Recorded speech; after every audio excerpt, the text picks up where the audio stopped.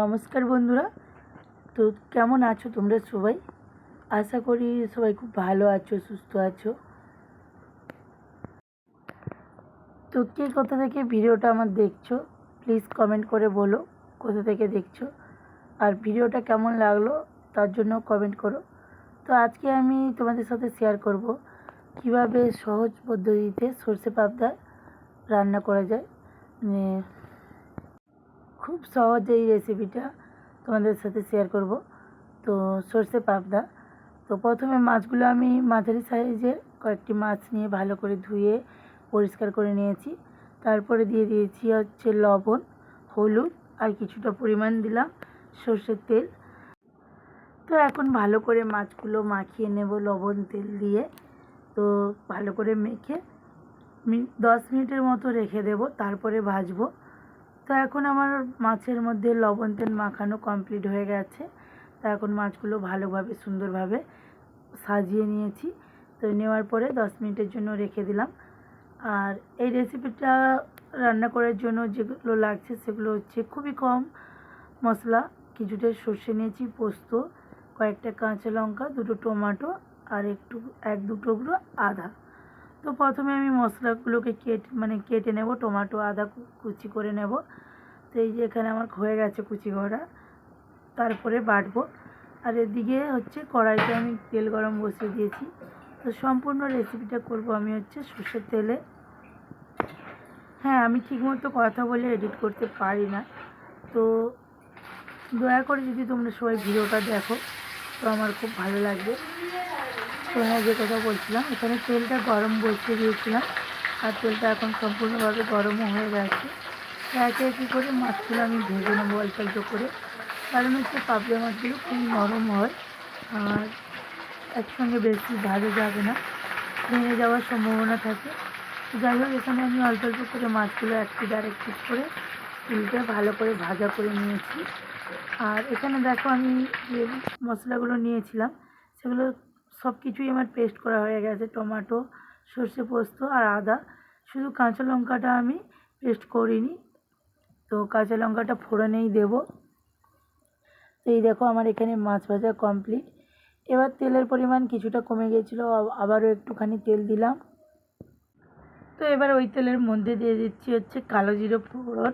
তো কালো জিরেটা একটুখানি ভাজা হয়ে যাওয়ার পরে দিয়ে দেবো হচ্ছে চেরা কাঁচা লঙ্কাগুলো। তো চেরা কাঁচা লঙ্কাগুলো দেওয়ার ভেজে নেব। তো যাতে না ছিটকায় তাতে অল্প করে দিয়ে দিয়েছিলাম হচ্ছে লবণ, তাও লঙ্কার দানাগুলো ছিটকে আসছিলো। তো লঙ্কাটাও মোটামুটি এখন একটু ভাজা হয়ে গেছে। তো এর মধ্যে দিয়ে দিচ্ছিলাম হচ্ছে আদা বাটা। তো আদা বাটাটা দেওয়ার পরে ভালোই পরিমাণ তেল ছিটকে আসছিলো, যেটা তোমরা দেখতেই পেলে। তো যাই হোক, এখন আদা বাটাটা দিয়ে আদাটা ভালো করে ভেজে নেব। তো আদাটা তেলের মধ্যেই ভালো করে ভাজলাম, তারপরে দিয়ে দিলাম হচ্ছে হলুদ গুঁড়ো।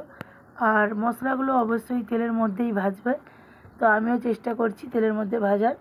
তো এখানে হলুদ গুঁড়োটা দেওয়ার পরে হচ্ছে দিলাম হচ্ছে লঙ্কার গুঁড়ো।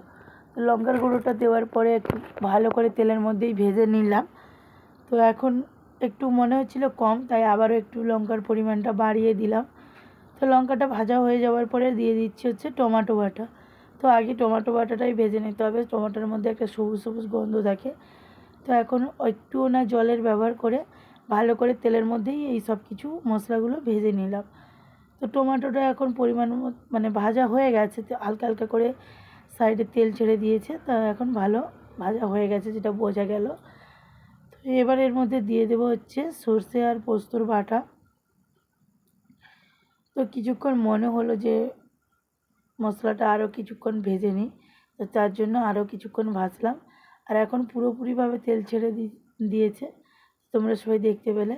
তো এখন হচ্ছে দিয়ে দেবো সর্ষে আর পোস্তর বাটাটা।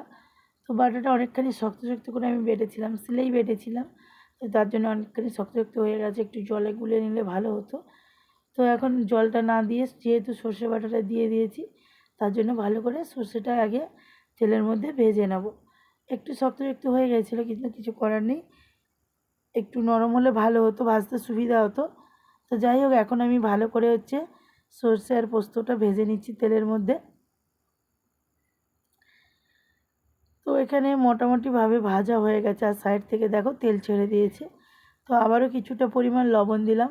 প্রথমে তো অল্প করে দিয়েছিলাম কাঁচা লঙ্কার মধ্যে, তো এখন পুরো যতটা লাগবে পুরো লবণটাই একেবারে দিয়ে দিলাম। তো এবারে দিয়ে দিলাম হচ্ছে একটুখানি মশলা গোলা জল। তো জলটা দেওয়ার সাথে সাথে দেখো পুরো কালারটা চেঞ্জ হয়ে গেছে। তো এবারে আর কিছুক্ষণ কষিয়ে একদম পুরো পরিমাণ মতো জলটা দিয়ে দিলাম। তো জলটা দিয়ে এখন কিছুক্ষণ মানে ফুটতে দেব। তো কিছুক্ষণ ফুটে গেলে তারপরে হচ্ছে দেব ভেজে রাখা মাছগুলো। তো ঝোলের মধ্যে বেশিক্ষণ মাছগুলো ফোটাবো না, কারণ ওই যে প্রথমে বললাম যে মাছগুলো খুব নরম হয়। তো ঝোলের কালারটা দেখো খুব সুন্দর এসেছে। আর এখানে ঝোলটা ফুটে গেছে, এখন দিয়ে দেব মাছ। তো আমি সবকটা মাছ রান্না করব না, কিছুটা পরিমাণ মাছ আমি রেখে দিয়েছিলাম, বাদবাকি মাছগুলো দিয়ে দিয়েছিলাম। আর খুব বেশিক্ষণ ফোটাবো না, কারণ মাছটা নরম হয়ে যাবে। তো এখানে মোটামুটি আমার পুরো রান্নাটা কমপ্লিট হয়ে গেছে, আর একটুখানি ফুটে গেলেই নামিয়ে নেব। তো এখন আমার মানে নামানোর আগে অবশ্যই একটুখানি দেবো হচ্ছে কাঁচা সর্ষের তেল।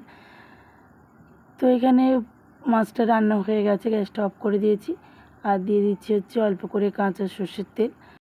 তো স্কিপ না করে পুরো ভিডিওটা দেখো, আর রেসিপিটা কেমন লাগলো প্লিজ কমেন্ট করে বলো। তো ভালো লাগলে অবশ্যই একটা লাইক করো, কমেন্ট করো, আর সাবস্ক্রাইব করতে কিন্তু ভুলো না, কারণ আমার ওয়াচ টাইমটা দিনে দিনে কমে যাচ্ছে, তোমাদের হেল্প চাই।